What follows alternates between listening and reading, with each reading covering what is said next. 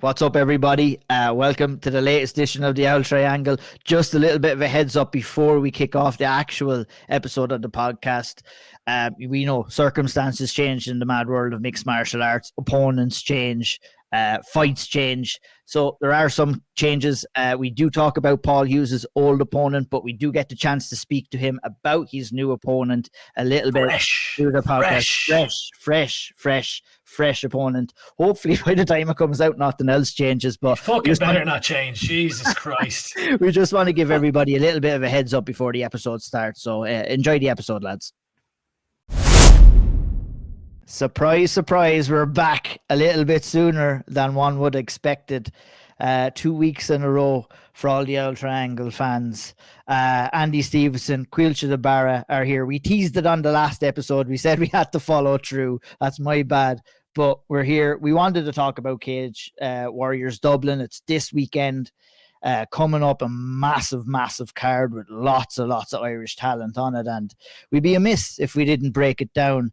And we didn't have enough time on the last episode to do it. So today we're talking Cage Warriors, or we might sprinkle in a little bit of UFC action there later on the pod. But yeah, we're here to mainly focus on Cage Warriors Dublin in the RDS next Saturday, April 6th. Before we get into the action, this Saturday, yeah, no, this Saturday coming, or the next Saturday that will exist in our lives in 3 days' time. What are we thinking about the card coming in, lads? Lots of storylines, lots of talking points, before the card, but there could be plenty of them coming out after the fact as well. Obviously, James Sheehan will fight for the vacant welterweight championship. We've got big fight for Paul Hughes, the last on his contract, and lots of other up-and-coming talent that we'll get into over the course of the next 30 or 40 minutes or so. Andy, we'll head it over to you first. When we're talking about stories, when we're talking about fights coming into this, obviously the two big ones are the main talking point. And by all means, if you want to speak on to one or both of those as well, on what's really tickling your fancy coming into this one, I'll leave the floor to you, my man. Yeah, definitely the two lads, James and Paul, at the top of the card, which I feel like there's some confusion going around because I'm assuming James is main eventing. I've seen a lot of people talking about how Paul Hughes is the main event, so I'm actually not clear on what it is. I'm sure by the time this is out, we'll have found out, but I believe James is main event and Paul co-main. But I think that this is a really, really solid card, if I'm honest. And that's not just saying it because we're an Irish MMA podcast. Like, coming maybe say a month ago, there was a lot of Irish fighters on the card.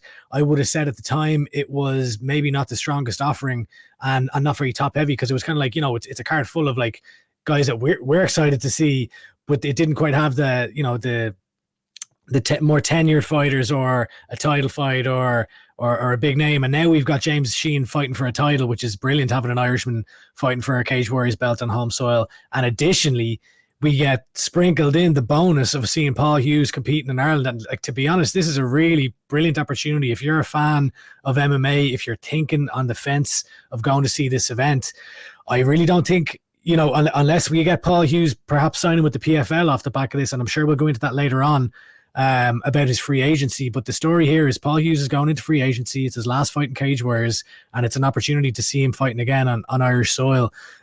James Sheehan, huge fight for him, a title fight. We'll go into that in a bit more detail, but it's really those two. I think that the big stories here is James and Paul. And then I also think that the fact that, as again, this came up when Cage Warriors were in the O2, because that's the old name, in 3 Arena, in the point.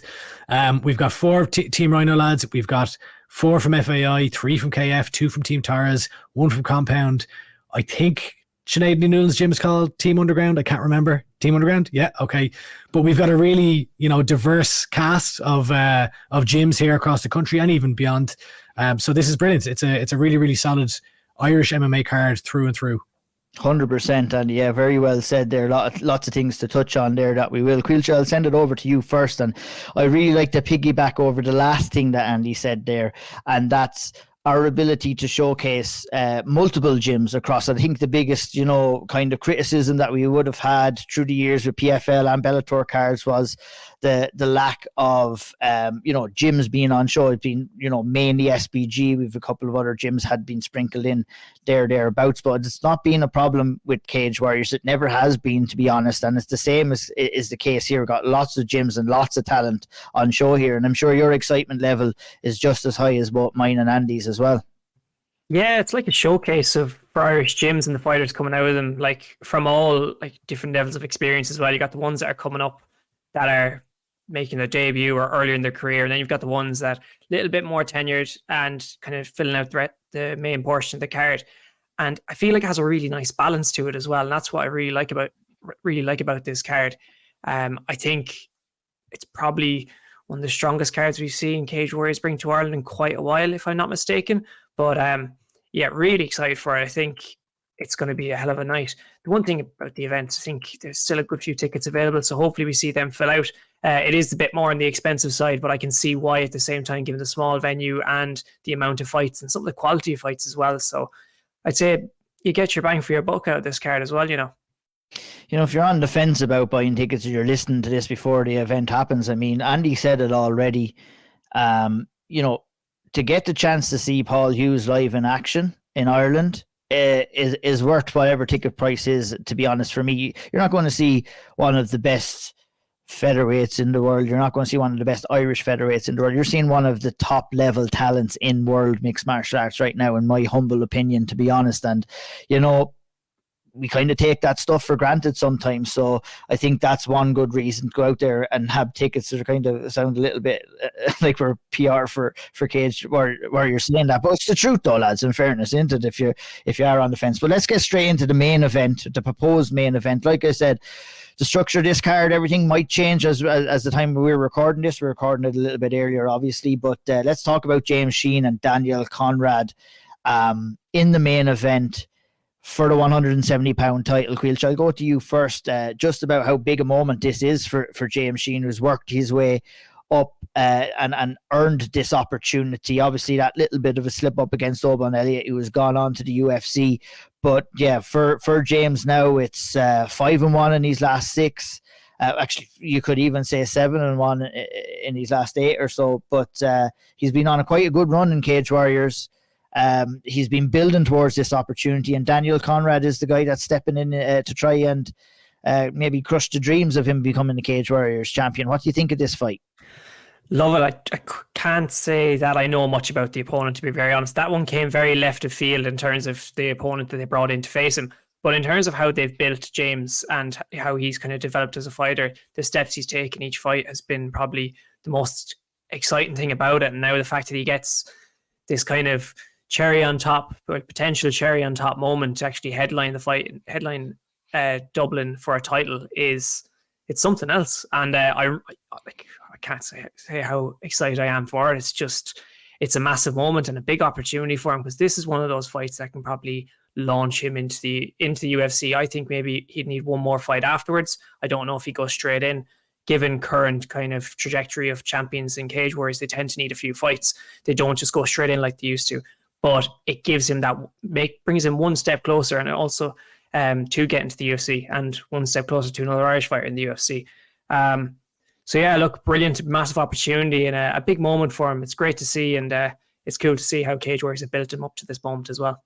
100%. Just to speak a little bit before I bring you in, Andy, on Konrad as an opponent, he's got ferocious power. He throws 100% all the time, and he's a finisher. He wants to go out there, he wants to push the pace on you, he wants to put you on the back foot, he wants to land these big shots, which when they land, they put guys out. When they don't land cleanly, they hurt guys, and he can go, and he has a submission in him as well, Andy. And he's a dangerous opponent early days here, and I'm wondering, and I'd love to see what James is planning here in terms of game plan. But if it was me, what I would look to do here is look to try and bring Konrad into the later rounds. He does have one loss in his career. That's a submission loss in the 3rd round. And, we haven't seen too much of him outside of the 1st round for the reasons why I said at the start. Very big power, fast-paced, forward-moving, and is a finisher. And, James is going to have to be on his toes here early days. And he is a dangerous opponent, even though we don't know too much about him, isn't he?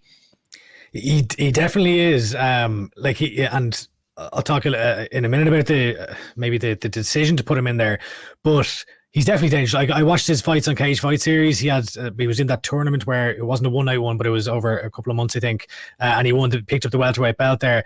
And that, as you said, what really stood out to me was his power. Like, he looks like a big, strong, athletic guy, and he, in the semi-final, he clipped a lad with a left hook and like put his lights out. Like, he's got that kind of off-switch power. And then in the final, he's fighting a guy who's maybe not that experienced or whatever, but the first 1-2 that he throws is he drops him, and then he gets the armbar. In a case, if it's have it here in Tapology beside me, 43 seconds. That's dangerous. Now, I do think he hasn't faced anyone of the caliber or experience of James Sheehan, and I would definitely favour James coming in here. But I do think that there's a danger here in Konrad that if James, if he's reckless or if he leaves himself open, he could get cracked here by a big shot. But as you said, I would expect James to go in and put the pace on, kind of get in his face, put the pace on Konrad, push him up against the fence, take him down, wear him out, hurt him on the ground. And I could see, second, third round stoppage here for James Sheehan. I think he'll overpower him. I think, the lads that Konrad has faced, though he has brilliant power, I don't think they have the durability or the experience or the cage time that James has, and the intelligence, because I think James is also, like, especially early doors, we'd always associate him with his grit and his toughness, but he actually fights quite intelligently these days, and he, when it comes to his fight IQ in the cage and his game plan, and I think if he does run into a spot of bother against Konrad, I could see him overcoming, weathering the storm if there is an early one, and ultimately coming on top. Now, I was a bit surprised by this booking, if I'm honest. I thought, I think Cage Warriors needed a title fight at the time. We didn't have Paul Hughes on the card. There was no kind of marquee fight. I think they needed an Irishman in a title fight here. I think James, don't get me wrong, is completely earned his shot. But I do think that, or I was expecting maybe like the likes of him. I know Matthias Fideglak was already booked and he's since injured. Maybe a Justin Burlinson.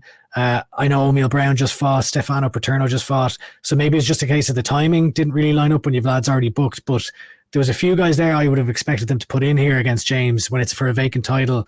We talked about it on the last time we talked about this on the podcast. But look, you've got an Irishman fighting for a title in front of a hometown crowd. I'm not complaining. I had expected a different opponent from here. Yeah, it was like Yanis Bakar getting obviously sent over to the tough household. I think that would have been probably the fight only for that, and I'm glad that Cage Warriors, that obviously came a probably good timing for Bakar, but very bad timing for Cage Warriors as a promotion to try. I think they were probably aiming towards this, really, to be honest. You're probably right. I hadn't even thought about that. You're probably right. It was probably just they had a plan A and it went out the window. Yeah, and look, but at least they pulled something together. This, like, it is for a vacant title, and very, very excited to see James in there. And just to kind of maybe finalize about the fight and how it may go, I think, a forward moving power puncher, James has already faced one in O'Meal Brown, and I think that kind of sets the blueprint up to what we could see in this fight here. I feel that James is going to have the ability to kind of move Konrad on the back foot, which I don't think he's going to enjoy, and I think he's going to feel his grappling as well. I'm very excited to see Jimbo Slice throw down for the title. Great moment for him. Andy, final thoughts? Yeah, may I just add, I think this is a really big moment as well for Team Ryano. I believe this is the first time a Team Ryano fighter has fought for, a significant belt since Neil Seary's submission over a Mikhail's cylinder back in 2013, was that? 2012, 2013? Crazy. So huge moment. Was Redzer not in a position, was he? Redzer. Oh, if I've got this wrong, I will never hear the end of it. Did he fight for a title? Did he fight for a Bama belt back in the day? I thought he fought for a Bama belt. Okay, well, we'll amend this so that Redzer doesn't get angry at me. The first sin for the Cage Warriors title. Let's just say that. So then, yeah, let's go for it. Yeah, that's it. You saved yourself. Now, Redzer had a great run of Cage Warriors as well. And then he went to the UFC. He absolutely did. He absolutely did. But look, I do echo. Oh, sorry, Renzer. It was being said on the Auld Triangle. That means it has to be true. No, but I do agree. It's great to see Team Ryano in positions like this, and in a position where they can pick up a world title. And it won't be the last we'll talk about Team Ryano talent anyway. But we move on to big news. Paul Hughes. great to, like we said, to have him fighting on this card, taking on Edgar Esquerra. Yemi Odue fight fell through. Edgar Esquerra from Mexico has come over and taken up this slot. Fair play to him on relatively short notice, I would imagine. It's just a blessing for fans, blessing for us watching, that we get to see Paul Hughes compete in front of the Irish fans again in a good setting. And I think, with all due respect to Esquerra, I don't feel that this is going to be a good night for him. Sorry, pal. Sorry, pal. I don't think this is going to be a good night for Chris. I think, this is a showcase fight for Paul. When you're looking at Esquerra, he's patient, he's defensively sound. He kind of fights in at a slow pace and tries to lull his opponent into that slow pace. But he's going to have a hell of a lot of work to do to try and lull Paul Hughes into anything here, because Paul is going to be coming out guns a-blazing here on the front foot. And I can see a pretty dominant win here for Paul Hughes, with all due respect to Edgar. How do you see the fight going, Caoilte? Yeah, I completely agree. Look, it's I do think it's, as you said, a showcase fight for Paul. Last fight in his contract, massive one for him to make a statement in, and then sail off into the sunset to whatever promotion he goes to next. I do think we may see a similar performance to what we saw from Paul the last time out, and I do think we could see that power, because UFC wants finishes. We all know that, and we got to see it last time. I think he'll be out here trying to prove a point, bag another finish, and leave no doubt in the UFC's mind when it comes to signing him by finishing this lad in maybe the first or second round. And I do think that's how I see it going, to be very honest. The other side of it is this guy was probably coming in with obviously he's on a bit of a win streak, but very little to lose at the same time, and a lot to gain, because the amount of stardom he can pick up from beating a lad like Paul Hughes, and the amount of momentum he can gain is huge. And that's where I think some of the danger lies as well. But overall, I can only see it going one way, but we'll have to just wait and see. 100% well said. Andy, what's your thoughts? Yeah, I mean, I watched one of Esquerraga's fights in Naciones MMA, and really what just stood out is like what you were talking, Ian, about the, kind of, he's a bit flat-footed, lulling people in. You probably watched the same fight as I did as well. Yeah. The Dominguez fight, was it? Yeah, that's right. Yeah. Like, all I could think of, all I could focus on, I was like, this lad, versus Paul Hughes' athleticism alone is a recipe for disaster. Like, I really think Paul is gonna give him some serious trouble on the feet, and I know, I would imagine there's one glaring thing that I seen watching it, and that's how heavy he is on his lead leg, and Paul Hughes is going to eat that up from the first bell, I would imagine. It's like you've got to be in and out when you're fighting a guy like Paul Hughes, and Paul is going to be coming out there, Andy, too, with a point to prove, with it being the last kind of fight on his contract as well. And I think we had that against Jan Cahagens, and I think we're going to see something similar this time. Well, put it this way, going into the Jan Cahagens fight, I was looking at Jan and I was like, this guy's dangerous. This guy's really dangerous. He's got that kind of explosive power. He's got some of the attributes that, could withstand a test against Paul Hughes. And Paul just went through him like a hot knife through butter. Like, he destroyed Jan Cahagens. I think this is going to be an even more emphatic, maybe if not emphatic, I wouldn't be surprised Paul drops him and just some vicious ground and pound, and that's it, quick. I think this is a 1-round fight. This could be a 1-minute fight.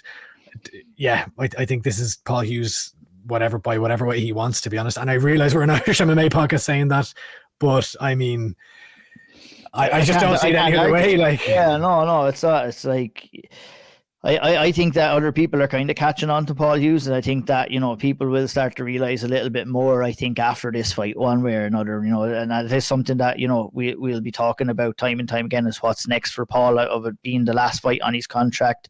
The reality of the situation, and we've been blue in the face, or maybe for the nature of the podcast, we've been green in the face, talking about how Paul hasn't been signed for the UFC yet. But, you go out there, he's staying active, he's staying. I'm really impressed by how composed he's stayed, and how in control of the situation that's surrounding him right now. That everybody is up in arms, seemingly, except him. He's Kane staying true to the kind of what he needs to do, and that's going out there and fighting and winning fights. And look, we can speculate here and there. We can do this and we can do that. Let's go over maybe and talk to the man himself about it. Big news. He's here. Big news is here. Let's do it. Let's go over and talk to big news Paul Hughes. In a week where one of the nicest guys in Irish MMA, in James Sheehan, is fighting for a Cage Warriors welterweight title, there is, in fact, another man who will be drawing a lot of the attention to this card.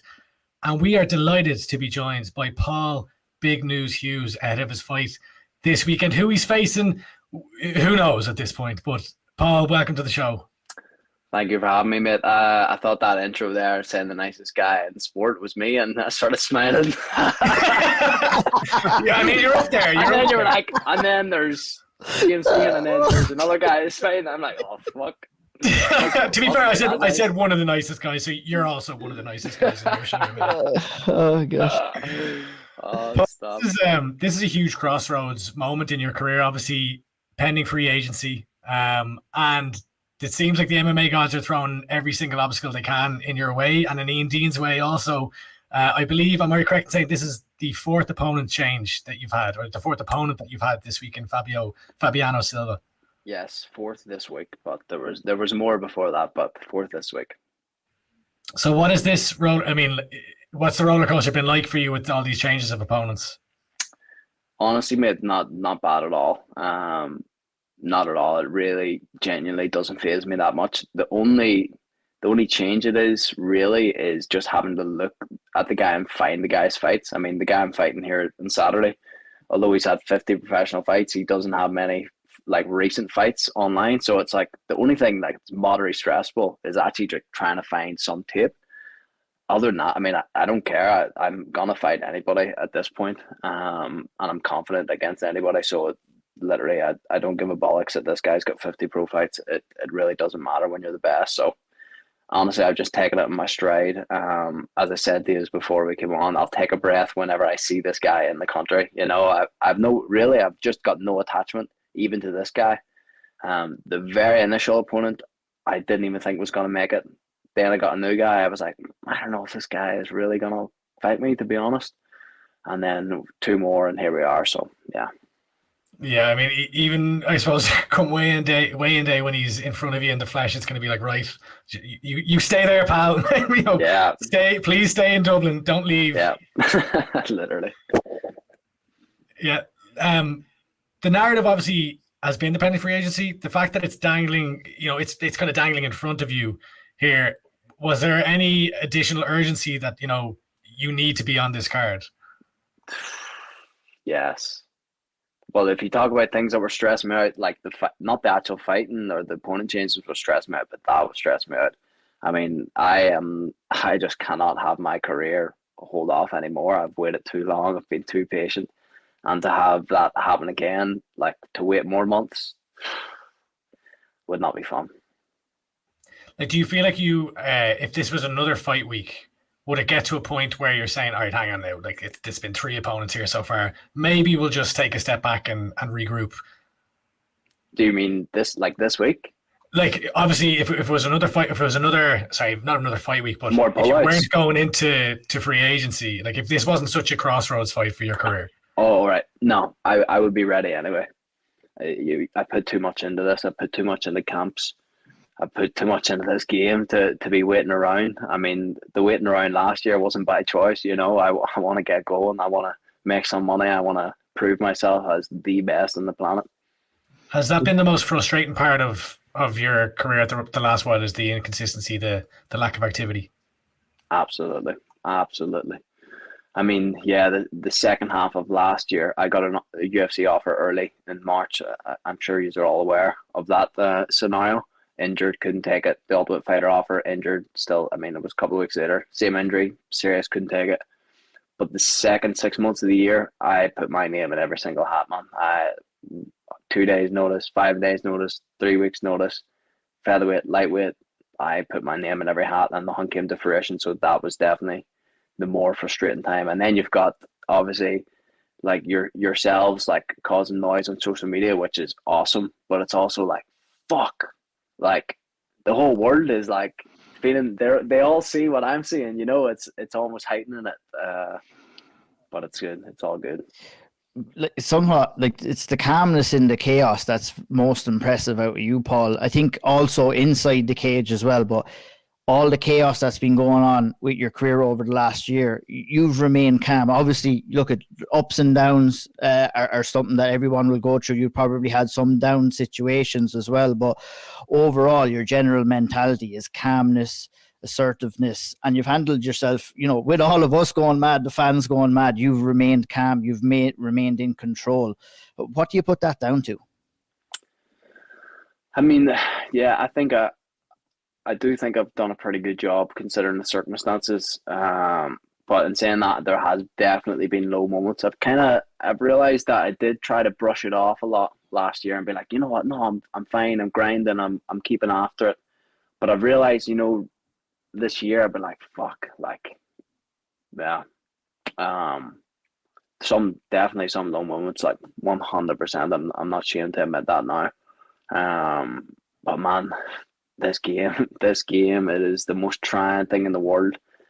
The only way you can approach scenarios like this is to take it as a true challenge, and how I kind of can frame it to myself at times. And I kind of came up with this framework before I fought Caoilte, and it was just something that helped me off a lot. Very, very simple idea, but I was going through some shit before that Caoilte fight. It was the first true test I'd had in my career, and it was before a world title.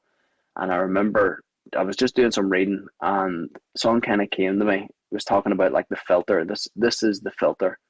So this is the filter now. This is what's going to filter out the people who say that they want it, the people who have said they're working hard and they're the best. This is the filter now to see who really wants it. Can you pass this test that's put in front of you now? This fight in 2 weeks, this fight in X amount of weeks, or for my situation last year, having no fights, being able to push through, being able to stay disciplined. How I've framed that is this is the filter now that weeds out all the other people that say they want it, but this is the test, and you must pass this. You must pass this filter, and then you're going to get everything that's coming to you. But you need to get through this moment now, and that's kind of just one of the frameworks that I've used. Yeah. Which will ultimately kind of make you deal with things in the future a lot stronger. Like, you can always come across as stoic, like I said, but it seems that things did get mentally tough for you. Was there anything that you did to kind of get you through those tough moments? And there's no shame whatsoever to be talking about those tough moments, in my opinion, anyway, Paul. What got me through them was probably my close friends, and my family. Sometimes, it wasn't as open with my family. They live in Derry, I live in Belfast by myself. I would kind of sometimes, not really see them as much and not want to bring negativity. Not that they wouldn't want that. They're always there for me. But that was my defense mechanism, So I would say the people that helped me through it was my closest friends, Johnny and Roddy. Yeah, definitely them. 100%. You spent some time in Florida ahead of this camp. Not the first time that you've been over there at Kilcliff. And I have to say, I was looking at your interview with Pizza. You're putting us all to shame with that tan. Irish people aren't supposed to get that tan, Paul. So fair play to you. But there was a couple of things that you said there. Obviously, look, we know Kilcliff, it's a world-class gym. You get to do a lot of great work there and get a lot of great bodies, sparring partners, etc. First of all, and maybe first question is, how was it in your experience? But something that you mentioned in Pete's interview was they have systems in place, and those systems are still there at FAI as well when you come back home. What do you kind of mean by that? Obviously, system structure kind of a thing, or having everything laid out. Because are you the type of guy that wants to know what's happening when it's happening, and is that what you mean by a system? What I mean is my systems are down there. So I've been there, that I've invested so much time there that, I'm a total perfectionist when it comes to this game. You have to be. And systems are everything. Systems are everything when it comes to this game as well. You don't rise the level of your expectations. You fall to the level of your systems. So I've been there that much, and I've been able to see, what's working for me to optimize my training here. What sessions should I do per week? I'm not going to do every single session because I'm going to overtrain. So I've found what structure is perfect for me to maximize the hours and the focus that I'm putting in. I'm all about not just the amount of hours you put in, but the amount of focused hours, the amount of hours that's in the flow state. That's sparring would be a good example where you're doing an hour or whatever.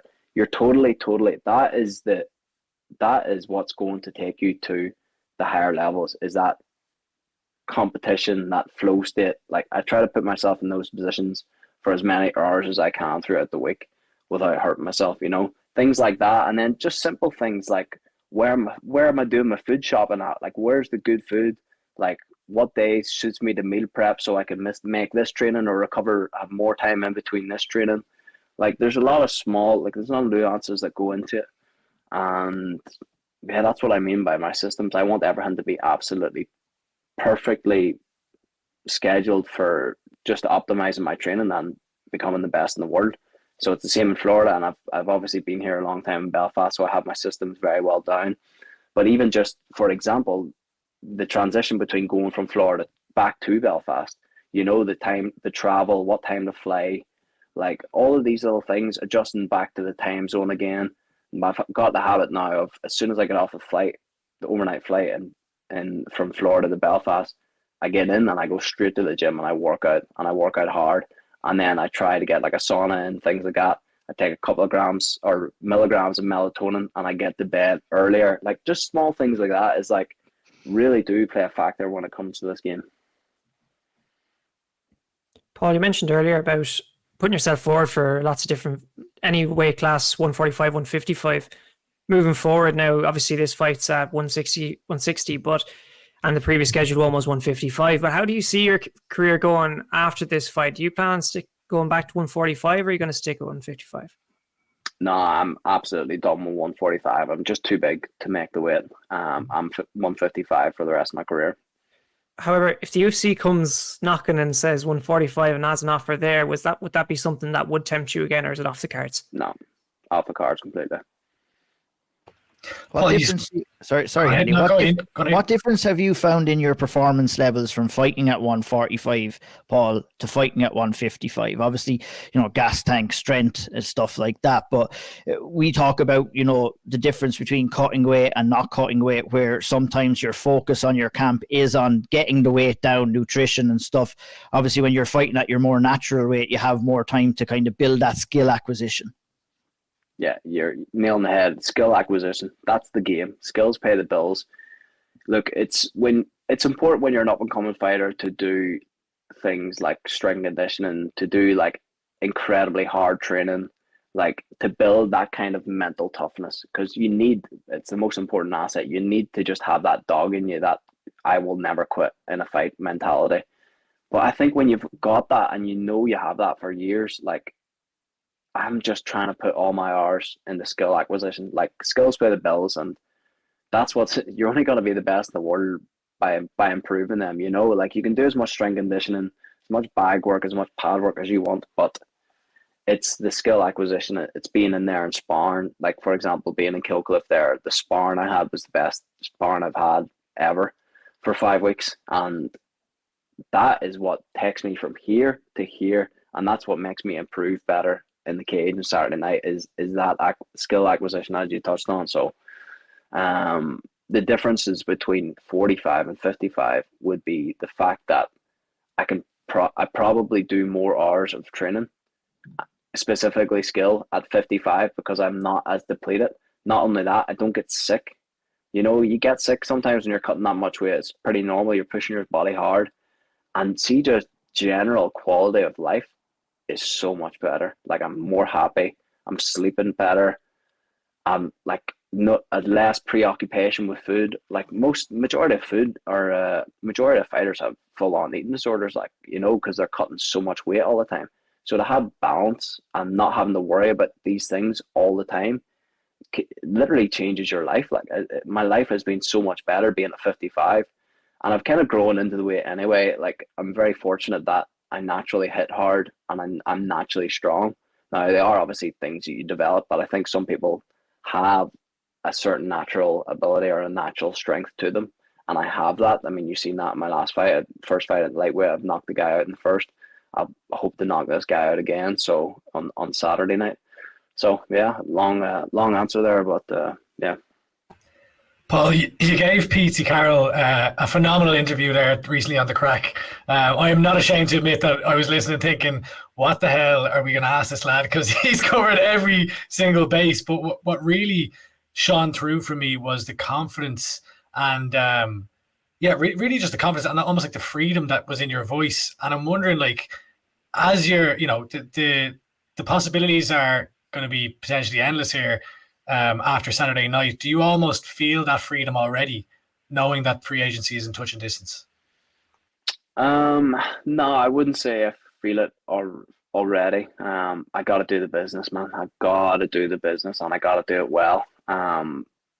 It's good to talk about all these things, and it's very exciting. It's nice to speculate, and it gets you through hard training days, thinking of possibilities. And I might do this, I might do that.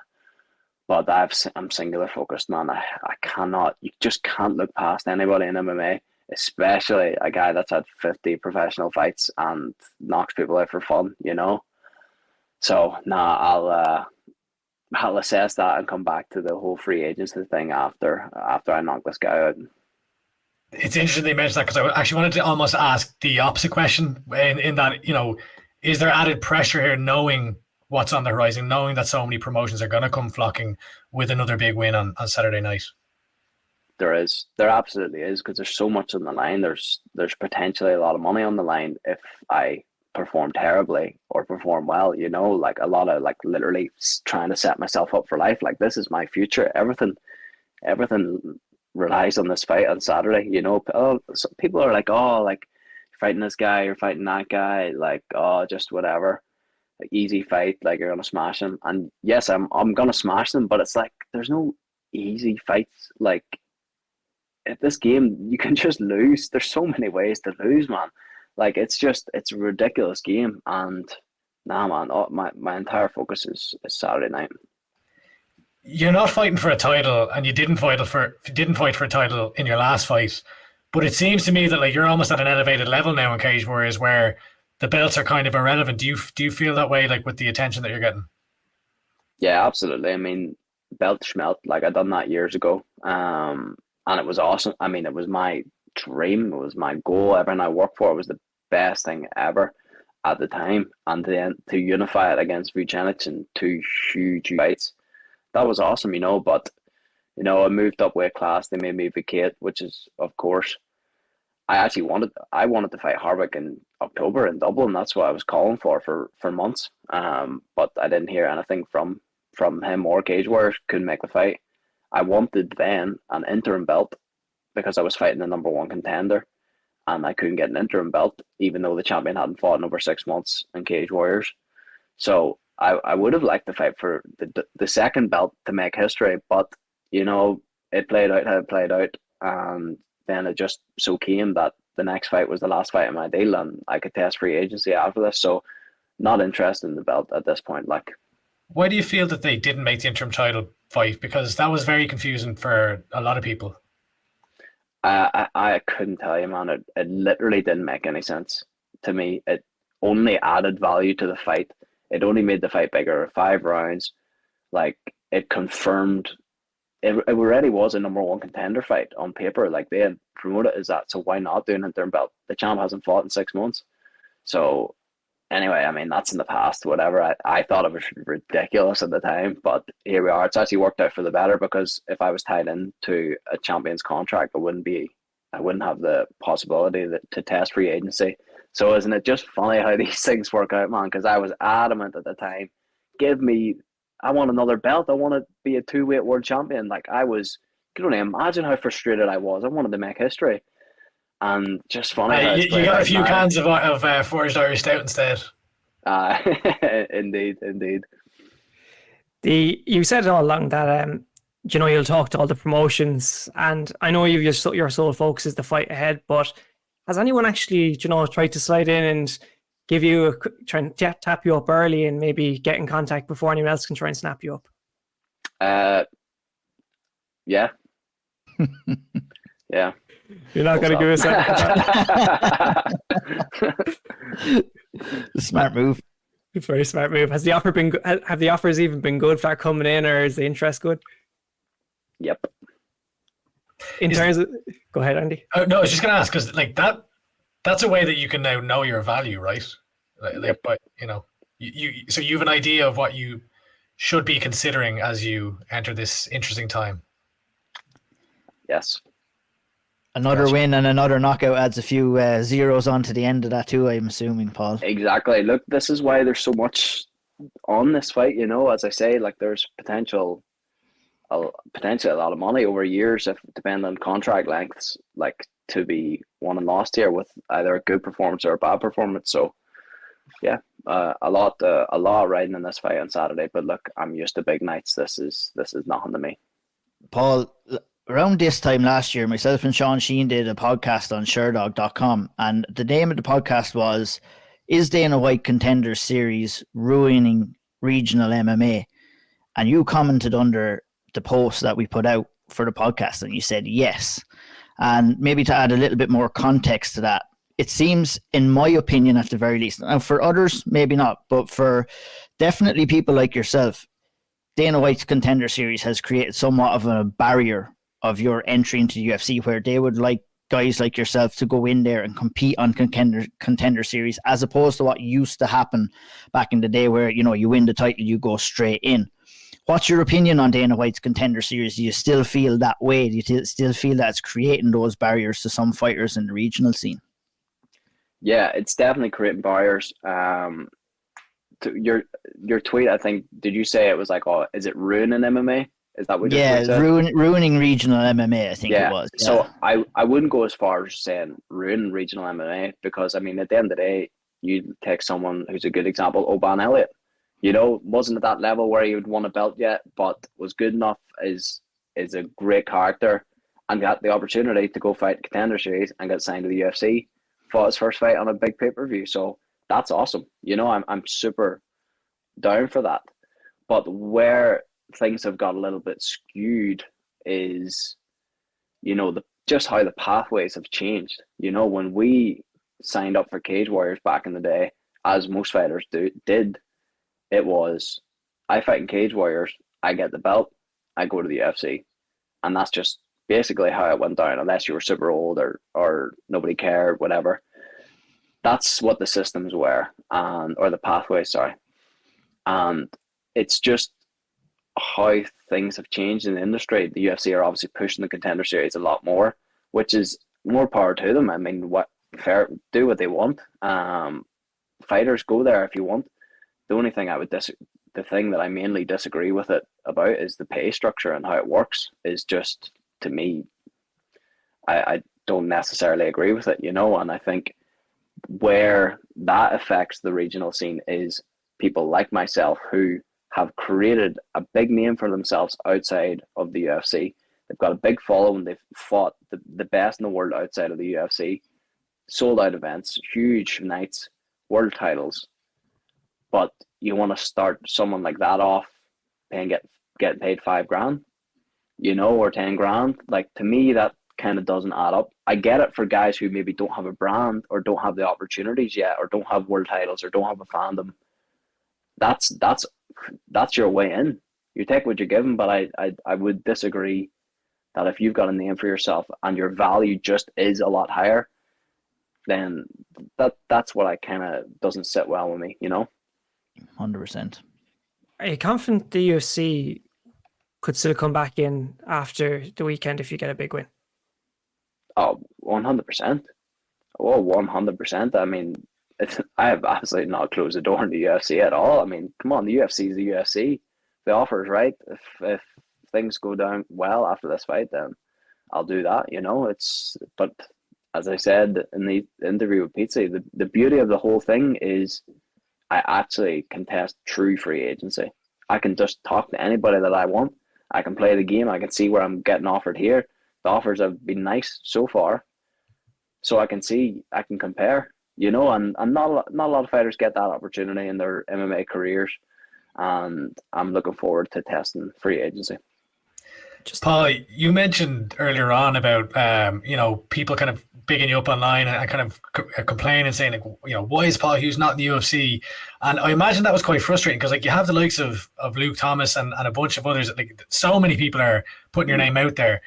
I imagine at the time that was quite frustrating, but now this, like, in my opinion, this turns into almost like a bargaining chip for you to say, okay, well, now I am on the block, and look at all these people who are screaming for me to be snapped up by a top promotion. Do you feel that that's going to work in your favor? Oh, mate, 100%. I mean, absolutely. And the support has been incredible, and it's genuinely been heartwarming at times. I mean, I kind of, a couple of points last year, I was like, I'm not even gonna make noise on social media because at the end of the day, I can make all the posts I want about why I'm not signed or doing this and doing that. But at the end of the day, all that matters is the matchmaker saying yes. So I was like, I'm not even gonna post anything on here. I'm just gonna keep in the gym every day. But then I wouldn't be active myself online. But then I would go on and people would send me stuff, this tweet that's blowing up, or look who you retweeted, look who's talking about you after this. And I would see them all, and it'd be all the lads like yourselves, Sean Sheehan, Pete, that all would have my back. And then like Luke Thomas and stuff like that. And it would be genuinely heartwarming, like, because it's like, I'm in this kind of world where I'm grinding, I'm staying disciplined, staying focused. But then you've got other people that are in my corner fighting for me, online. So that was awesome. And it's greatly, greatly appreciated. And yeah, it's awesome. There was an amazing video that went around just the other day of Ryan Curtis cycling, and it warmed my heart. And I saw you post it, and I'm just wondering how inspirational is seeing something like that. Ryan, like, if you talk to anyone in FAI, they'll talk about the impact that he's made on the gym, the energy that he brings to everyone around him. I interviewed Jer Harris, who, grew up with Ryan and under Ryan, and he told me a story about Ryan going up. They were at an event when they were teenagers, and he convinced Jer to go up and kick a lad up the arse, and the lad turned around and it was Chris Fields. I thought it was fucking brilliant. But just how inspirational is it seeing little wins like that for Ryan as you enter fight week? Oh man, Ryan is just a special guy. He always has been, but like, he's just different, man. The energy that he brings is unbelievable. Like, he was in our gym like a few weeks, and he was already the star of the gym. Like, everybody you can't help but love him. He's just, the outfits he shows up to training to at 9 p.m. on a fucking Thursday night. You're just like, what is wrong with you, man? But you love it. I'd say you got a fair bit of stick for them, all right, as well. Oh, stop. He's a special character, Ryan. I was literally just in with him yesterday, just not long after he had posted that video of cycling. Just, man, how inspirational he is, like, coming through such a traumatic event and almost instantly being positive about it. Not taking months, like most people, normal people would. Like, we actually talked about this yesterday. Like, he had 2 bad days at the start, and he said, you know what, there's no way I'm letting this happen to me. I'm not letting my mind take over. I'm not letting negativity take over. I'm going to beat this shit. I'm going to walk again. I'm going to hug my daughter. Like, from the first day, that's what he was saying to himself. And it's unbelievable. I'm actually like literally, I feel emotional just talking about it, because like, seeing something like that, so close to home. And like, I mean, I was on the mats with him when it happened. Like, it's such a mad thing, like, to think about. Because as we were talking about yesterday, he was like, why the fuck? Like, this is how his mind was going at the start. He was like, why the fuck does it have to be me though? Like, he always hears mad stuff, but now I'm lying here. Why does it have to be me that's lying here now that I can't move? Like, that's how his mind was going at the start. And man, he was like, you know what, fuck that. There's no way I'm letting negativity win here. I'm walking again. Like, and that's it. So, inspirational guy, man. Inspirational guy. Paul, it's a big time for FA at the minute. Like, Rhys in the UFC, Paddy's in Tough, and then the 3 of you guys are fighting at the weekend. Do you think it's maybe not a breakout year, but how good is it to see the lads in the gym start thriving forward, and how does it help the vibe in the gym as well? Mate, it's awesome. I mean, we've got 2 really, really legit fighters fighting on Saturday night from Fight Academy, and Scott Harvey and Matt Elliott. Unfortunately, Jordan O'Neill was supposed to be fighting too, but his opponent pulled out. He's also a fellow Derry man, a fellow hard man. So he Scott Harvey is this guy's been giving me my hardest rounds for years, whether that's in Belfast or in Kilcliff. And Matt Elliott is pound for pound, like not even a question. I mean, genuinely, no one is close. Pound for pound, the strongest person I've ever felt. Like I can't even describe it. I can't describe it. And not only that, he hits damn hard. So you can expect a knockout from Matt on Saturday, and with Scott, you can just expect total domination because he really is that good. I really hope that Scott gets the fight for a belt soon because he's good enough to win it now. One more from me, Paul, before Andy wraps up. Obviously, I'm wary of even saying this guy's name. Fabiano Silva is now your opponent. Obviously, you do a lot of visualization, and I'm sure you're just visualizing a body across from you anyway, whoever the name is or whoever it is. Come Saturday night, fingers crossed, no more change of opponents. When you're visualizing how the fight goes, what's the perfect sequence of events for you, Paul? How the actual fight goes, honestly, destruction, like genuine destruction. I'm not giving him an inch from the get go. I'm coming out to get him early. Now I'm not going to be silly, but I'm coming to get him early, and I'm not giving him an inch. I'm going to let him know from the get go that I am on a completely different level. Like all these fights you had 15 years ago, I don't give a bollocks. This is the new age. You're fighting one of the best fighters in the world. And I'm going to let him know that early. Paul, I can't thank you enough for the time. I have one more question, or at least I think it's one. I often say one and it turns into two or three. But Rhys McKee told me that he believes that right now you would take on Ilia Topuria and win. And he's told this to a few people, a few other podcasts as well. Do you believe that? Absolutely. 100%. If Paul Hughes enters the UFC right now, what are the type of matchups that you want immediately? Are there names? Obviously, you know, Topuria is 145. You're saying he's that's no more, so 155. Honestly, I genuinely would fight anybody in the top 15 tomorrow. Like, genuinely, I really mean that. And I could beat any of them on my night, 100%. And 100% you could put me in there now. So, do you know what? I've been that busy. I haven't even been looking at matchups or thinking about UFC matchup, to be completely honest. I'll cross that bridge when I come to it, but there's a lot of interesting fights. Yeah, get the notebook out on Sunday after the win. Start writing a few names down. It's a good idea. Well, look, for now, it's one step at a time, and the next step on the ladder is this Saturday, Cage Warriors 170, Paul Hughes fighting in the co-main event, live on UFC Fight Pass from the RDS in Dublin. James Sheehan, your brother. I saw you calling each other brothers there recently on Instagram. It was great. Fighting at the top of the card for the vacant welterweight title. I'm buzzing. I'll see you there. Looking forward to it. And the Irish fans are in for a treat. Appreciate the time, Paul, and all the best this weekend. My pleasure, lads. Thanks for having me on. Let's talk about Ger Harris versus Gregory Wamitan.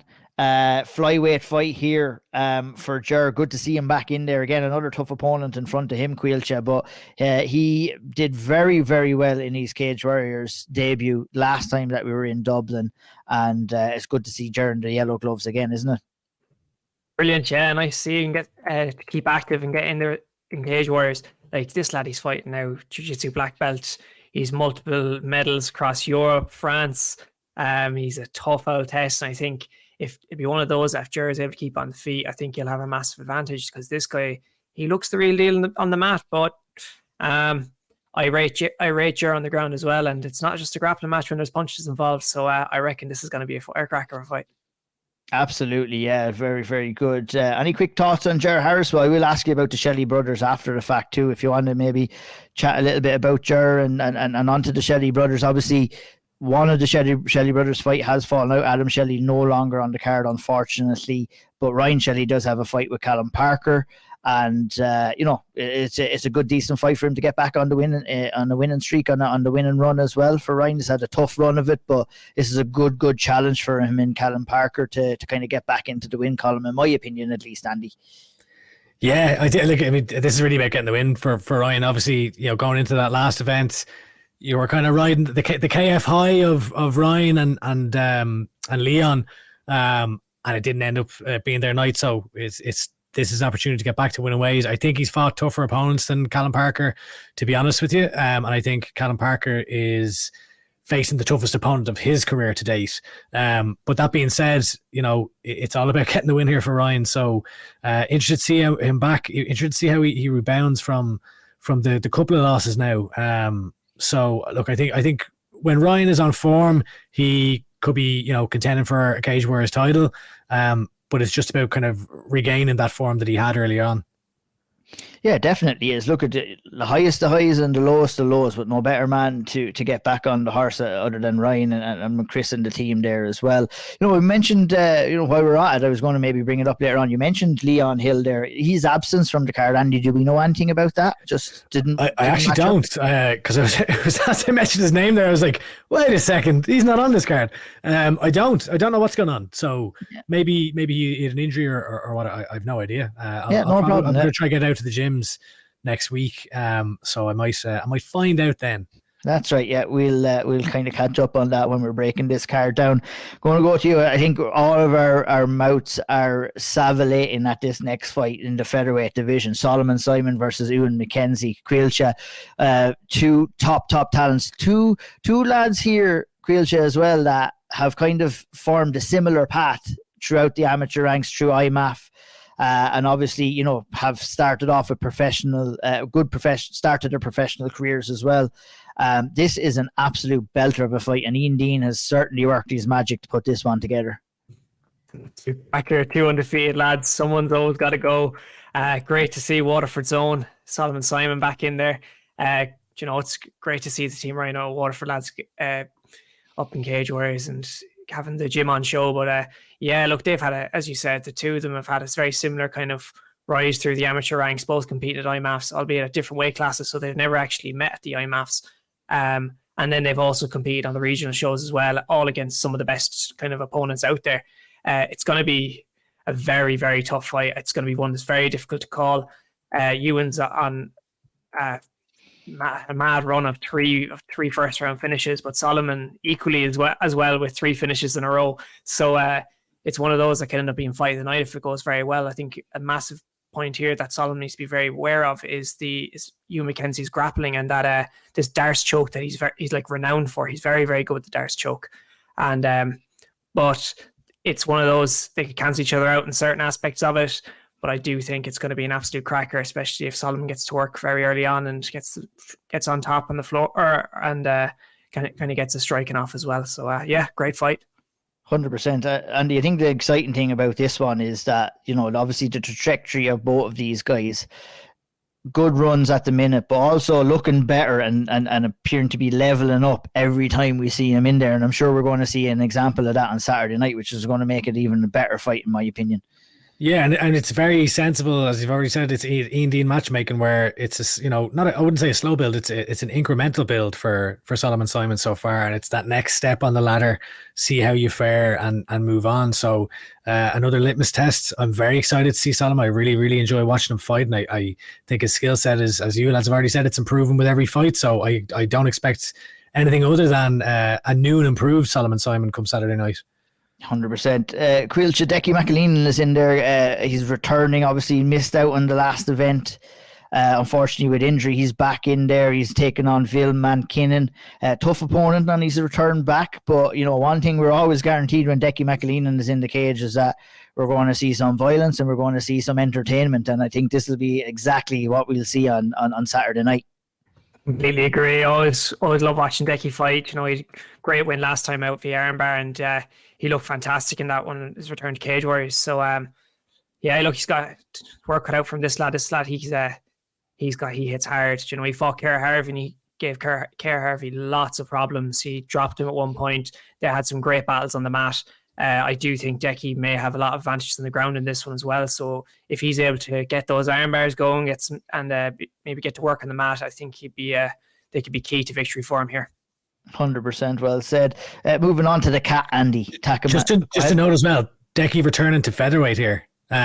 So jumping back down, obviously he went up to 155 and he did call out. I saw this prize fighter competition that's coming up. Decky McAleenan has a style that's very suited to something like that. So it'd be interesting to see, could he get the win here and then throw his name in the hat for that competition. Yeah, sorry. Very, very interesting. But yeah, like I was saying, Takamando the Cat, that's what we're going to speak about. Taka next, another fight in the bantamweight division. Kind of we've seen a bit of resurgence from Taka after a difficult start to his professional career.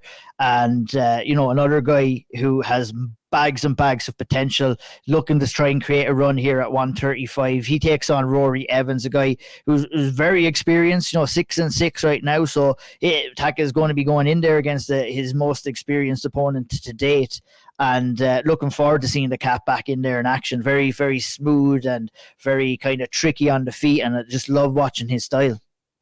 Yeah, I love a Takamando fight. And I'm interested to see this one against Rory Evans. I remember kind of early doors, Harry Powell was quite high on Rory Evans and was, talking about his grappling and things like that. And so, there's going to be a challenge for Taka to overcome here. I think, I spoke with Chris Fields recently, and I was kind of just trying to get a sense of, how his lad's looking in the gym, who's standing out, etc. And the name that kept coming up was Taka's. So it seems like he's in flying form by the sounds of things in the gym in the lead up to this one. And I think with Taka, we saw him get that kind of activity, where he had a few injuries, he had a few losses, and he didn't kind of have the most active of early runs in his pro career. He's had a few fights now. Last year, I think he had 3 fights or thereabouts in the space of a year.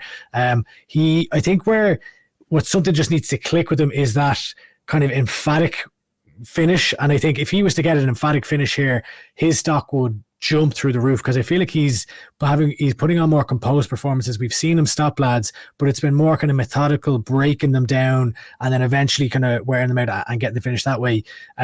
If he can, find that just flip that switch and maybe, a thunderous finish here or something like that, I think, he can make a massive jump here and make a lot of noise. But look, let's see how he gets on.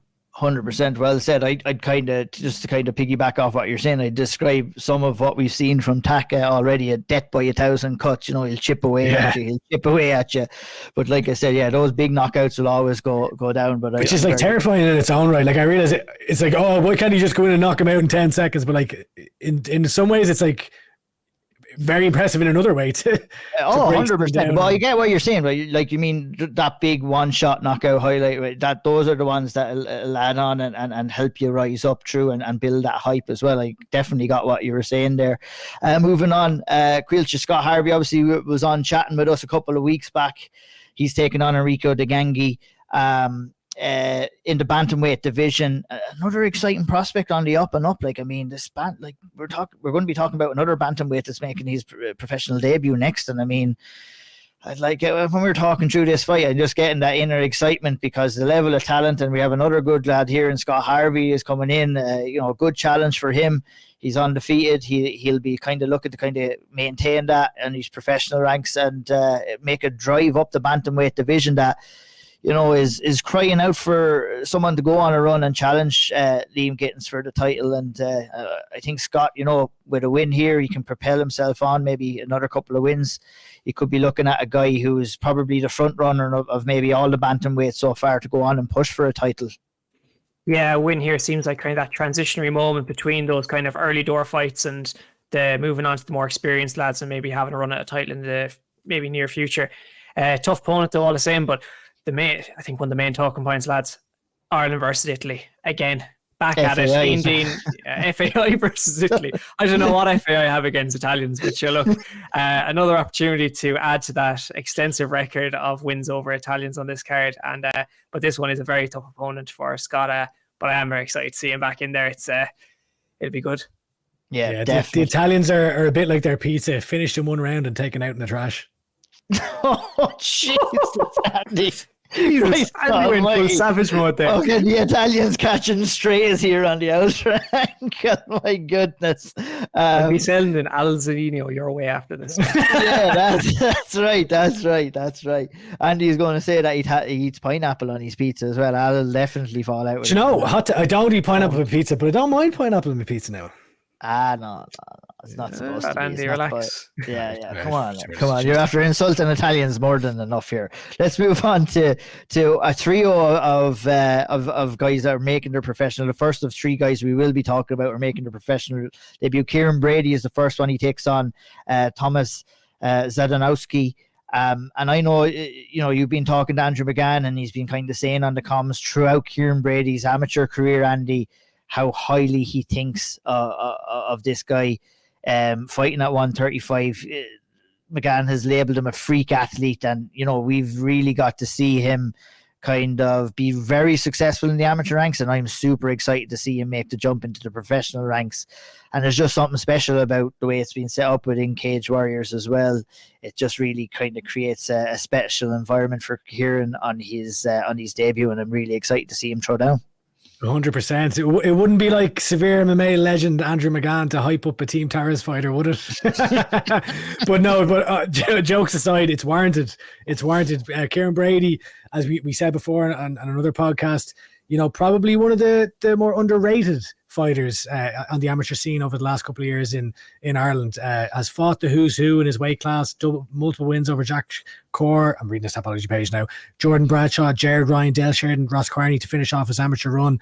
And what McGann, in that last fight against Jordan Bradshaw, he was saying he's a freak athlete, and when it comes to the body lock, the power that he has, the strength that he has, and I expect him to go in here and dominate, to be honest. I would not be surprised going here to see him get a submission win.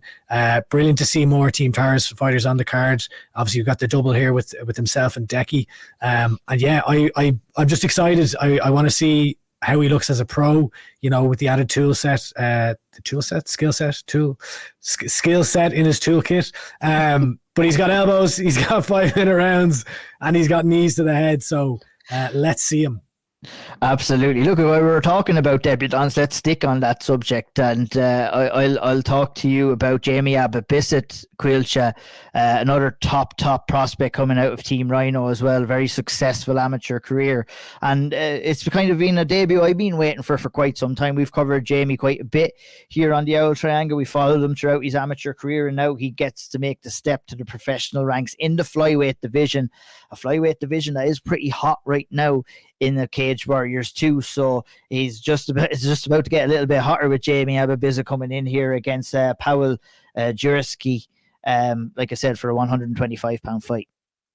Yeah, look, it's one of those that, as you said, we've been kind of anticipating him going for pro for quite a while now. He's kind of done it all at amateur, really. He's fought everyone that's kind of to fight. He's gone over abroad to fight, fought in the IMAFs. Like, the next step was always going to be pro, and it's brilliant to see him. He joins his sister in the pro ranks now, so now we got a pair of siblings fighting in the pro ranks, which is great, and Jamie gets to make his debut in Cage Warriors.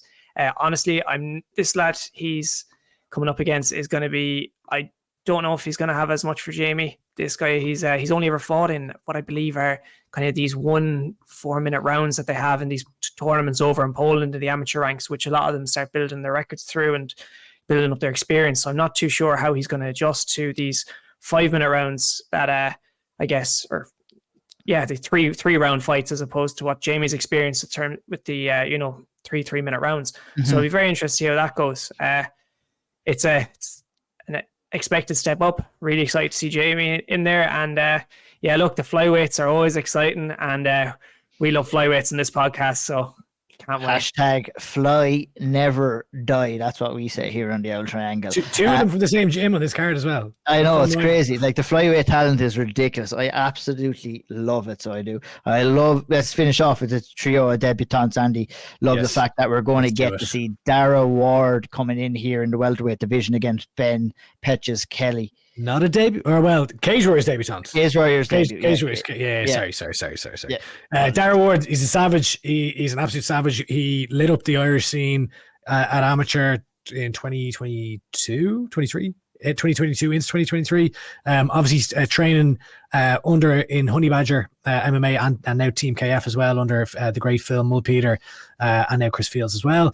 And yeah, they got, like, I watched him at Premier there at the end of last year, and what I was also really impressed by outside of his fighting capabilities was the crowd and the reaction that he got, and I'm very interested to see the pop he gets here in the RDS. I believe they've changed up their seating as well. They've got some tiered stadium seating. Very looking forward to seeing the atmosphere there. But Dara Ward, he's a savage. He's well rounded, and yeah, that's really all I have to say. I just kind of fanboyed out for Dara Ward there and called him Dara Kelly. It's understandable. Well, look at he's fighting a guy called Kelly, so it's an easy mix. Moving on, let's talk about two women that are going to be fighting on the card. Caoilte, first of all, Sinead Ní taking on Jennifer Traore. A lot of difficult names here. I'm really making Jimmy Traore. Jimmy Traore, yeah. 120-pound catch weight. Obviously, Emer Darcy as well coming to make her Cage Warriors debut and professional debut as well in the flyweight division. What are your thoughts on both of these fights, Caoilte? The main thing I have for these two fights is that it's great to see Cage Warriors are building out the women's divisions and trying to add talent to it. Regardless of records, it's great to see more being added to the divisions and building it out and maybe getting a title back up and running in the next year. So hopefully this year we might see one, and great to see the Irish girls get a chance in the early doors and maybe start building towards a title.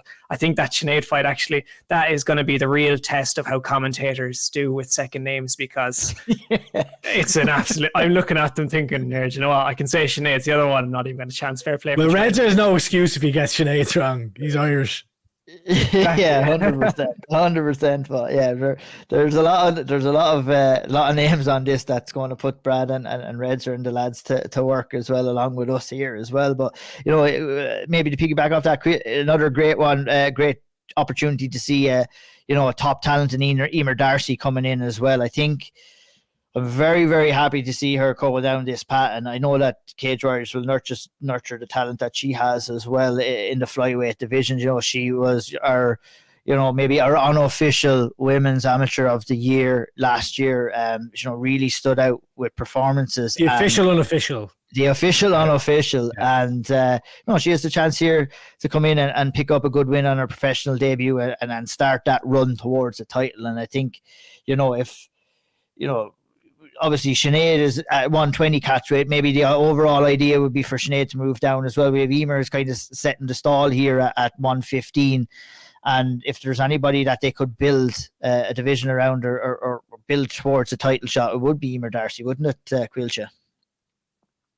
Definitely, yeah. I think both of them, though, you could make an argument for both. And Emer's definitely she's had a really good run at amateur, and she's in that, she transitioned to pro now. I think it'll take a few fights just to kind of find her feet before pushing for that title. So maybe a year and a half, 2 years before that. However, look, she's in the best place possible. Ian Dean knows how to build fighters and give them the right tests at the right time. So I think she'll be in great hands towards building towards the title. Any thoughts on Sinead and Emer, Andy?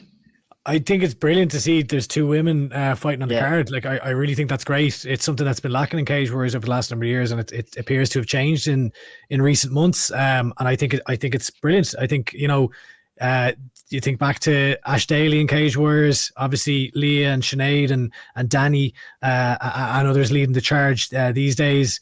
But I think that the more women involved in MMA, the better, and especially Irish women fighting on Irish shows. But yeah, I'm excited. I think it's a smart move by Sinead to go down. She fought at 135 last time. I don't think that was the right call. I would guess that she's going towards 115, which is two weight classes below. So maybe it's 120 and 115 in the future. So excited to see her at that weight class. And yeah, Emer Darcy, like that. I just think back to that fight with Sarah Elliott Sheridan. She's a savage. I know Jenny Lyons or Jenny Lee again. I think it's Lean. But she's 0-3. But she's a lot of fights under her belt. It's very difficult to get matchups when you're a woman in MMA. But I think she possesses a task that Emer's going to have to get overcome. And again, going from amateur to pro, I feel like Emer Darcy is someone who may get quite well acquainted with some elbows. She has that kind of tenaciousness to her, and that venom that I foresee her throwing some elbows in this fight.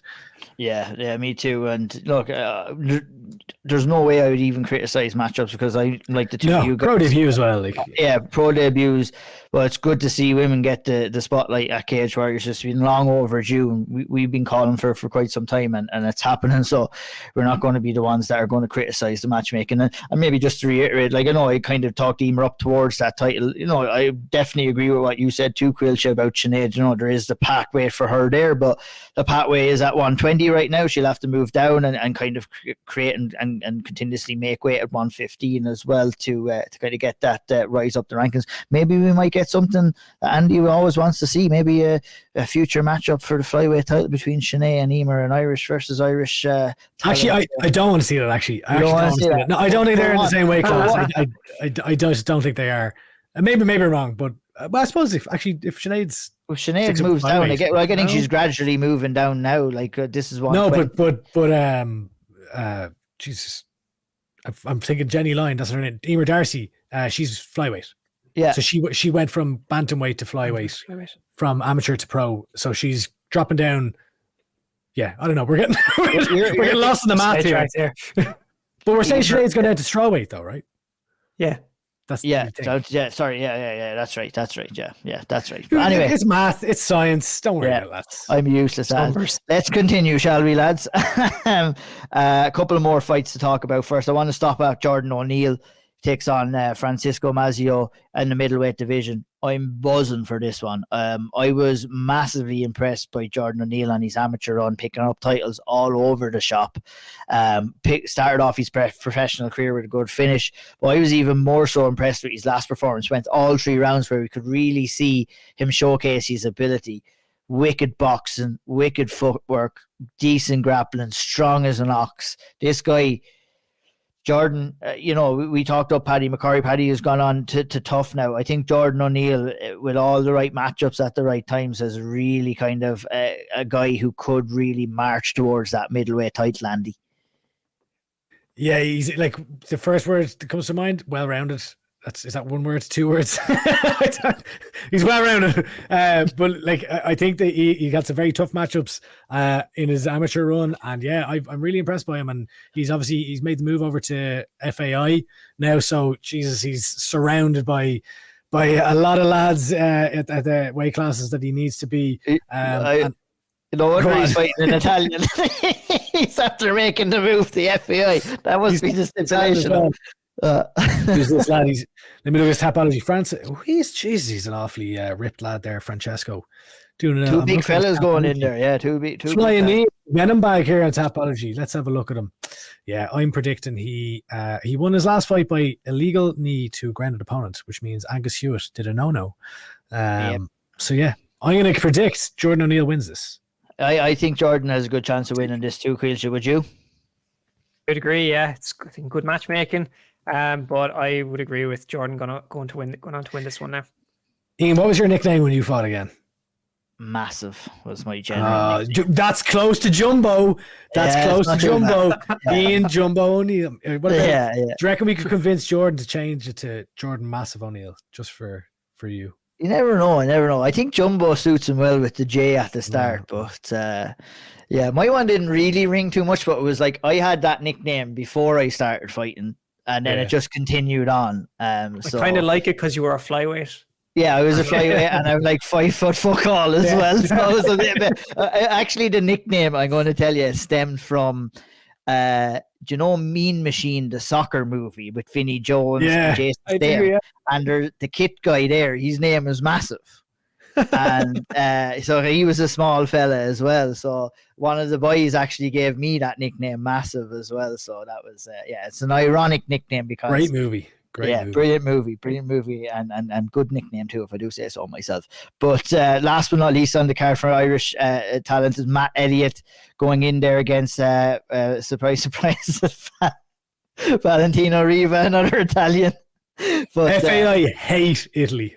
Yeah, they're not going to be going on holidays to Italy anytime soon. They either love Italy or they hate Italy. And no, this is all tongue in cheek. We're only joking when it comes to this as well. But it's a good. I definitely don't think we're serious here. Yeah, no, a good running joke that we are that we keep on with the FAI guys. In the featherweight division, Matt Elliott coming in, Caoilte against Valentina Hiva. Obviously, Matt, we've seen him over at Octagon. He's made the jump back to Cage Warriors, which he was before. So I like this move back for him, kind of get a bit more steady. He's coming off a disappointing result, obviously, and he has a chance to kind of get back into the win column here. Yeah, I was actually surprised by the move back, to be honest, because it looked like Octagon are trying to build those lads that were on the TV show. But I'm not mad at the move. I really like it. I think Cage Warriors suits him quite well, and he's going to have good matchups here, including this one. It's going to be a tough test. I'm excited to see him back in there, see that high-level wrestling that he displays, and see how much better he's gotten since he's been on the show, because that fight was brilliant as well, and he looked very good in that fight, despite the results. So, very excited to see how he's improved. 100%. That wraps us up for the Cage Warriors Dublin card. I'll throw it over to you, Andy. Let's keep the old tradition up. Any final thoughts on the card itself before we move on? Any final thoughts on the card itself? Looking forward to going to it. It's going to be. I have a feeling about this one. There's going to be. It has a special feel before it happens, and it's going to be a good card on the night too. I'd say it'll be a good one to be at live. Yeah, absolutely. I think I'd heard that they were potentially doing like a bigger hall in the area, so I'm interested to see how. Like, look, the last event, it wasn't. There was some learning to do, I guess, from it, because it was just the setup was a bit odd, and but I think they've got the tiered seating and stuff already. I'm really looking forward to it. I think there's just so many fighters on this. There's something for everyone. You have Paul Hughes, you have James Sheehan fighting for a title, you have all of these fighters who are breaking through. I think the atmosphere is always brilliant when you have so many gyms there as well. It kind of gives, little pockets of the crowd going wild. And I'm looking forward to being back at an MMA event. Looking forward to seeing Graham. Looking forward to seeing. Is Sean gone? I think Sean's gone. I think so. Yeah, I think. Looking forward to seeing Sean. Looking forward to seeing Caoilte. I don't know if you're on. Are you gone? Let's just chat about this on the podcast. Are you going, Caoilte? Come push you on the spot here, Caoilte. I might see Caoilte there. You might see me there, yeah. Might be in the crowd, might be media, who knows? I want you to fight your case here, Andrew. Woeful shade being thrown your direction for missing last weekend's events on the Crack podcast. There's two men. There's two men. Love you.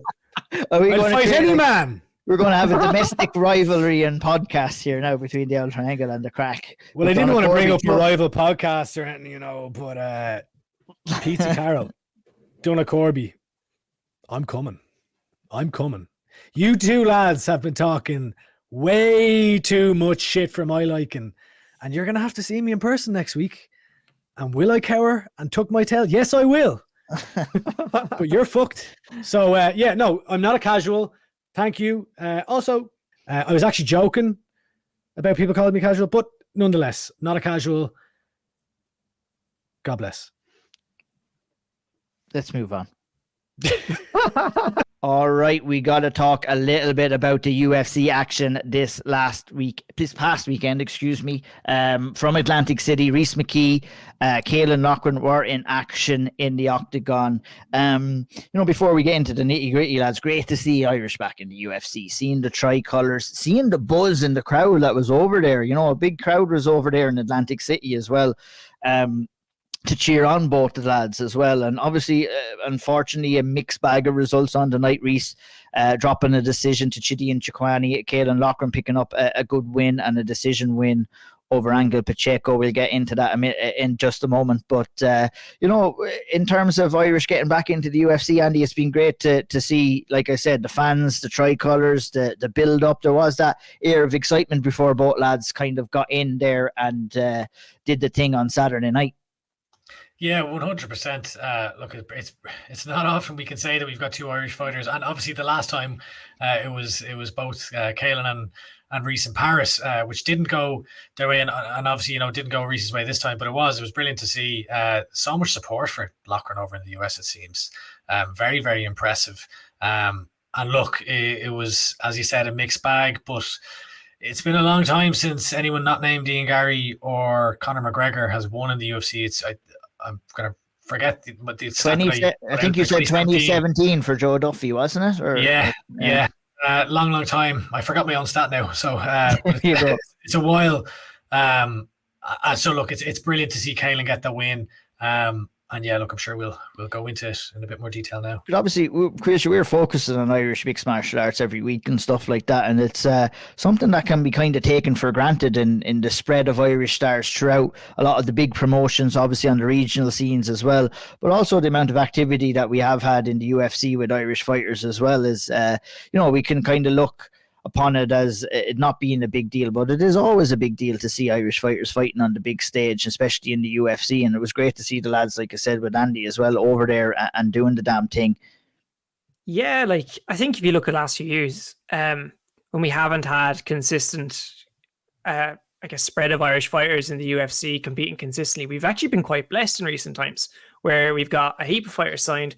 Yes, results haven't always gone our way, but look, Caolan Loughran's got the win at the weekend, and there seems to be like this little bit of momentum starting building now, and it's unreal to see. We're a little bit spoiled, not too spoiled. We could do it a few more in there now just to make it a bit better, but it's unreal and it's great to see, and hopefully we get to see a lot more in the near future.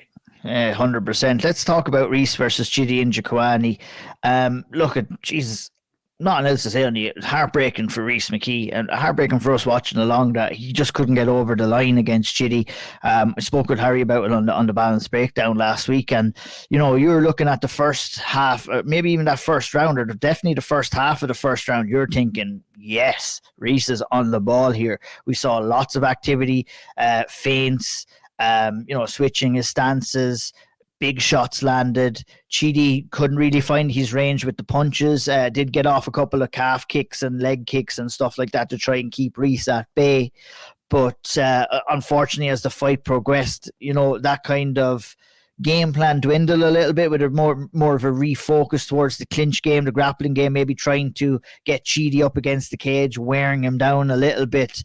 But he just didn't go away, and it kind of fed into Chidi's game plan maybe a little bit more than Rhys was expecting going in there. But I mean, we're an Irish podcast, and I know Sean and Graham talked about it on the big podcast too, and it's like, we don't say things for the sake of saying things. I think we all always do a great job of speaking straight down the line when it comes to Irish MMA. And the narrative going in, Andy, ahead of this fight is that we haven't seen the true Rhys McKee inside the octagon yet from what we've seen in these Cage Warriors days and the Bama days, a whole way up through his professional career. And you know what? I think the same narratives can still be said after the fact for one way or another. Unfortunately, it just hasn't clicked for Rhys yet inside the octagon. And it was unfortunate to see. But, once again, we've seen some promising signs at stages, and hopefully we get to see it again. But your thoughts on the fight, the performance itself? Yeah, like exactly what you were saying about the start of the fight. Another narrative that was coming into this was Rhys being a slow starter, and like he really did not look like one here. Like I thought he looked quick. I thought his striking looked good. I thought he was his distance management was really good. And I saw a lot of people online being like, Chidi Njokuani won every striking exchange that fight. That's not what I saw in the first half of that first round. I thought Rhys was having great success early on. Now, as that round wore on, Njokuani definitely came into it, and I can see an argument for Njokuani winning 30-27. I do think Rhys lost the fight, and as it played on, I saw FAI put up a post. It was along the lines of, we went to Atlantic City, where it's kind of famous for its casinos, and we took a gamble. And like, if you watch it, like to your point about we haven't seen the true Rhys McKee. Like, if you watch a Rhys McKee fight, you don't usually see what he did in the second and third round. And I think, and I don't know, this would be a question. I'm guessing what that post about, like the gamble was on that game plan of pushing him against the fence, looking for the takedown and wearing him out, because we've seen it in Njokuani fade in fights. So maybe that was the game plan coming in here, but it just didn't. He wasn't able to get him down. A lot of time was spent on the cage, and then Njokuani was able to get off his knees and his shots and squeak out rounds from there. Because, like, let's be honest, it's not like Njokuani like put a beating on him or anything. It was a boring fight for the fans. Like, if we're calling a spade, but like I feel like Rhys got a lot of undue criticism. I know questions do have to be asked, I suppose, when you're 0-4 in the UFC, of course. But like, I don't know, it's just really tough, because like, and it is like we are an Irish podcast and we do know these guys, and it's heartbreaking to see these lads who put everything in there and they get to the UFC, and Rhys goes 0-2 against Shamil Moreno, and then he has that great run of Cage Warriors, and he gets back there and he goes 0-2 again, and now we are at a point where it's like, right, well, he's probably not going to get another chance, and that's heartbreaking. I look, I understand where you're coming from. I was kind of broke this down on the breakdown as well. He's only 0-2 in his second run, so we might see him in there. Again. Do you know what I mean? I don't think we should get too focused on the overall 0-4. I mean, there was a couple of guys fighting on that Atlantic City card that had lost 2 fights in a row in the same. I think Dennis Bazooka was one guy who had lost his previous 2 fights and had been given another chance. So I would hope that he had. And there's always different rules for different people either. I mean, 100%. And what you're saying, Andy, might be very true as well. It might be at the end of his UFC. I hope it's not. I think he deserves at least one more. Hopefully they'll allow him to get in there and get that win. With Chitty's performance, Caoilte, like, he came into his own in the second and the third round, landed some nice knees through the middle, some nice elbows. And to me, watching Chitty's performance, what really stood firm is, we talked about the game plan of FAI, we talked about Rhys's game plan, and that was with the inclination that, they were expecting Chitty to tire out. That's what we had seen in his previous fight, so they weren't wrong to go down that route.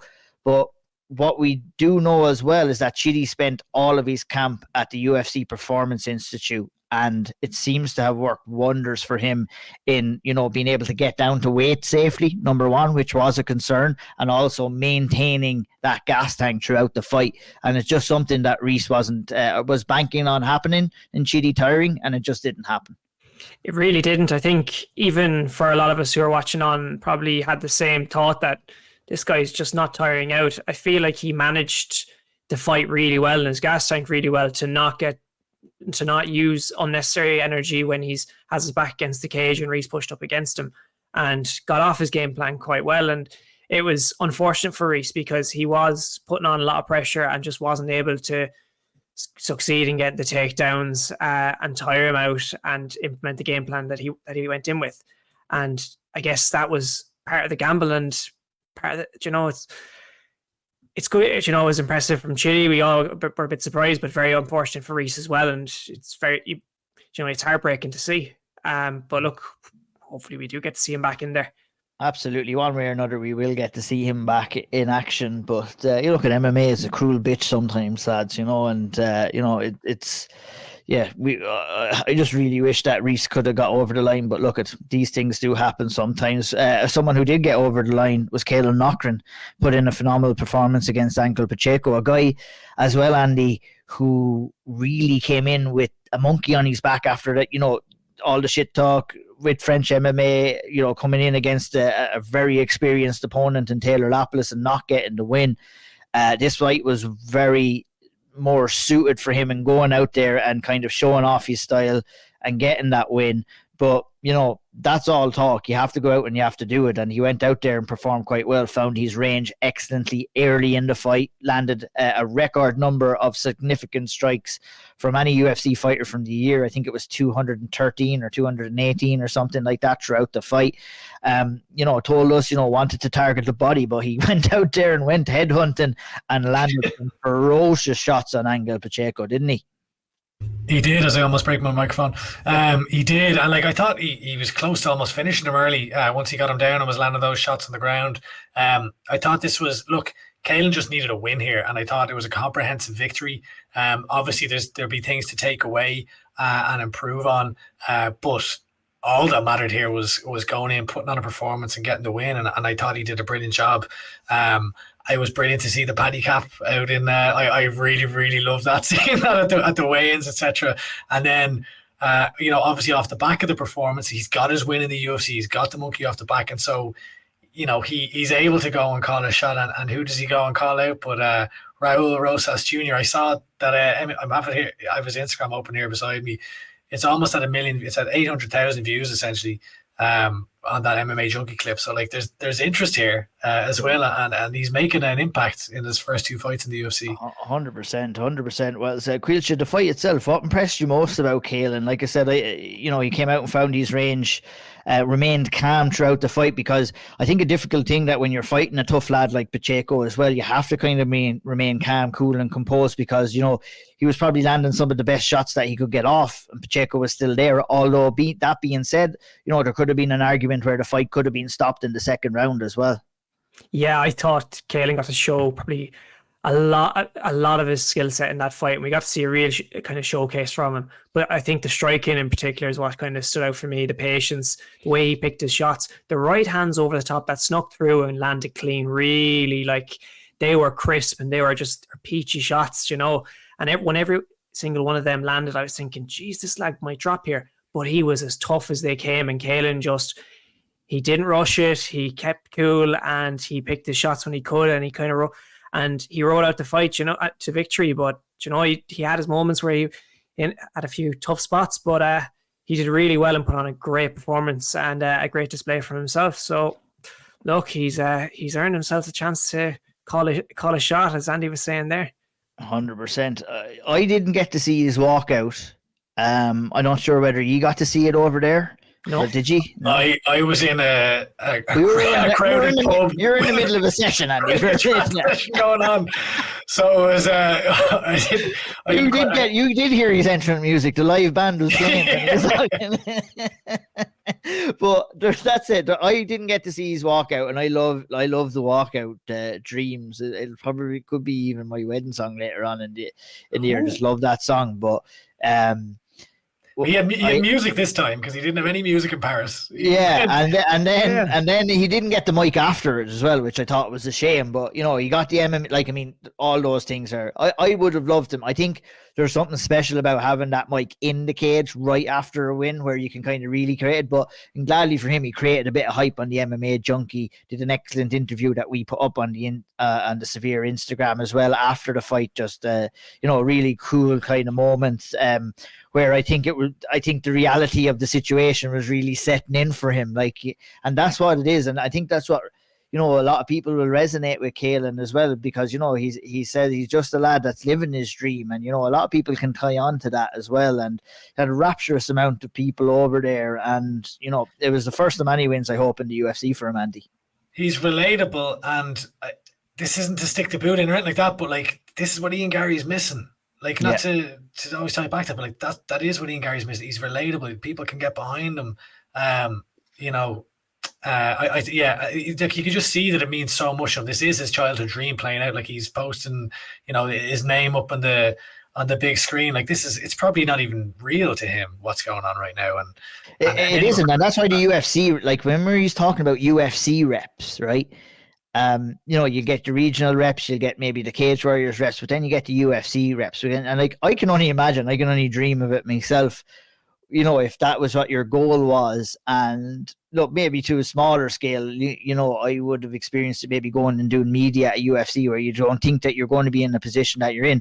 Imagine you have Bruce Buffer's name calling you out, and everything that you've been thinking about and dreaming of is actually happening. So you're trying to process all of those emotions just minutes before you're getting into a fist fight. So fair play to him. He did it excellently well. So he did.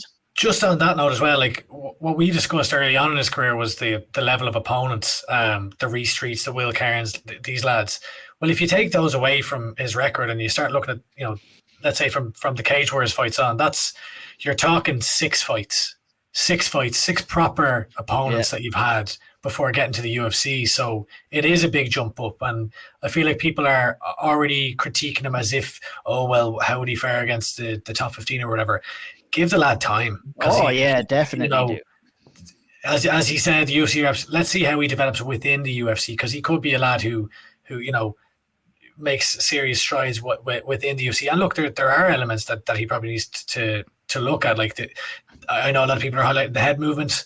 Those are things that definitely have to be corrected, but it's a thing, it hasn't really kind of affected him all that much. He took a couple of straights and jabs and stuff, but he didn't really get busted up that much. The nose kind of was cut a little bit, and it's definitely something he'll have to work on. He'll probably be the first person to to say that himself. But about his uprising, I mean, you know, you can look at levels of opponents, or you can look at the raw base level of skill set. And I might give myself a little bit of a proverbial pat on the back there. I spoke to him before he made any Cage Warriors debut, before anything. You know, I saw something. Sometimes you see something, you don't know what it is, but, you know, you want that assertiveness of seeing it against better competition. But, you know, that core level of skill set has always been there. And like he said, and I asked him about it, and he clapped back and he said, you can only beat what's in front of you. And luckily for him, he's going to have lots and lots of good competition in front of him for many years to come. So it's going to be an exciting journey that we're in with Caolan Loughran, and I'm very looking forward to it too. Just before we move on, how about Tiernan Loughran? The stallion, or Caolan's body double, isn't it? Is posing for photos. Thinking he's Caolan. I wet myself seeing that. Oh, it was so funny. It was a brilliant post. Yeah, it was brilliant. But yeah, that'll wrap us up on the boys. And like I said, hopefully we get to see Rhys in there. Hopefully we get to see him and build up another UFC fight for Rhys, and be exciting to see. I like that Rosas Jr. call out. I think it's a smart call out. It'll be interesting to see if the UFC go with that. But there's definitely not going to be any shortcomings when it comes to lads wanting to take on Caolan and him wanting to take on other boys as well. So I think we can wrap it up there. All is left to do, Caoilte, is for you to see us out. Gurmi and Wahagwiv, agus Longafol.